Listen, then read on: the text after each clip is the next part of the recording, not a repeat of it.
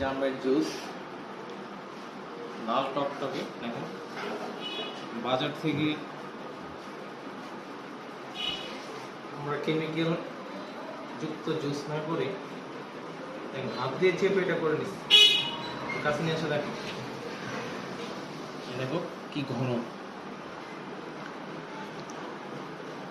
মিষ্টিতে কোনো সন্দেহ নেই।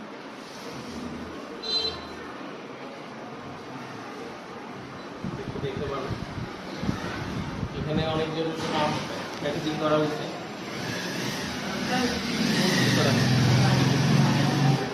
আপনি ইচ্ছা করলে আমার মতো এভাবে নিজে ব্লেন্ডার ছাড়া করতে পারেন। ঘনত্বটা দেখো